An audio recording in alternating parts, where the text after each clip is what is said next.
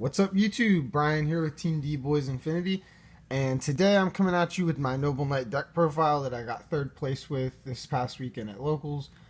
I decided to take a break and play something different, something kind of fun. I did pretty well with it. The deck's pretty solid, actually, so with new support, maybe it'll get better. So I have high hopes for it, but without further ado, we'll go ahead and hop into the profile. Y'all know I'm a big fan of Noble Knights, so... first of all, we play 3 Merlin. Obvious, the Lone Fire of the deck.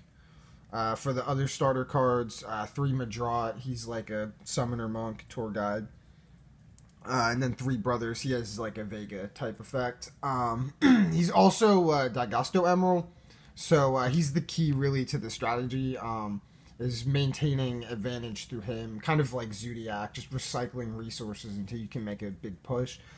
And then for the extenders, the last nights I played 3 Cussinen and 3 Gawain. They basically serve the same function as special summon extenders from the hand to further your Link and rank 4 plays. And then the last night I played is 3 Boars. He's still really important for just gaining card advantage. He's an additional +1 while you're doing your combo, getting the search. He also sets up the 1 Gwennifer, because this card's really important for late game recursion and comeback plays. And then the last monsters are really important to this deck are the hand traps, 3 Ash and 3 Ogre. Again, hand traps are key in this deck because you fill your back row zones with your equips. So you need to have defensive cards that don't take up as much space, or if you're going to play real back row, they need to be something really high impact, like a floodgate that just shuts the game off. So hand traps and or floodgates are key here, and I prefer to play hand traps because they're versatile. They can be live going first and second as defensive cards, and I sided my floodgates. But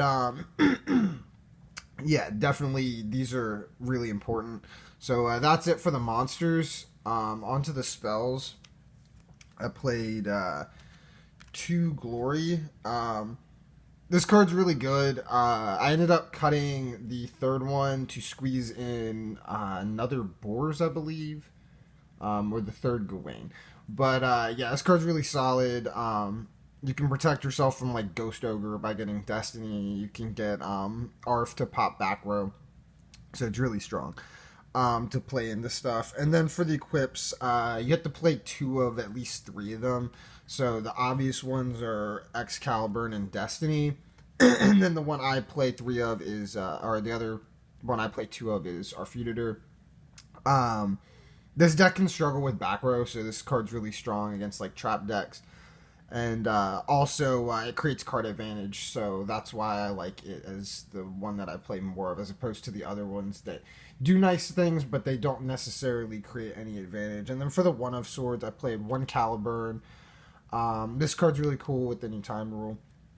The 1 Gallatin to out big monsters. And then I played the 1 Clarent, which seems kind of weird, but I wanted like an additional name or a sword, so I could potentially use a Zold in additional time if I needed to, like late in a grind game.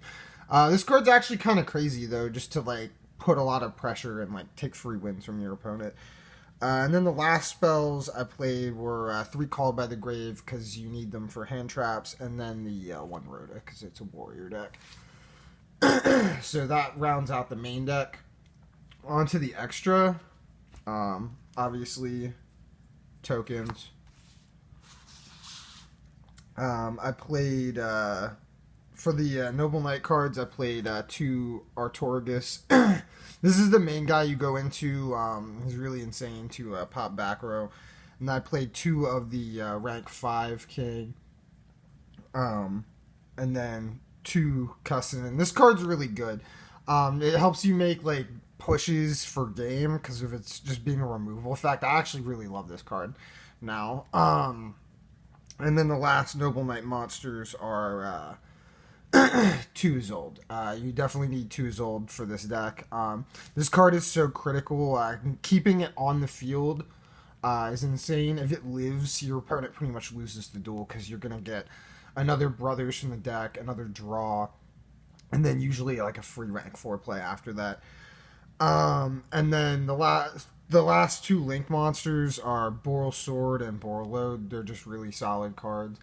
Instead of the Nightmares, I opted to play more rank 4s for my toolbox because the rank 4 toolbox is still really strong.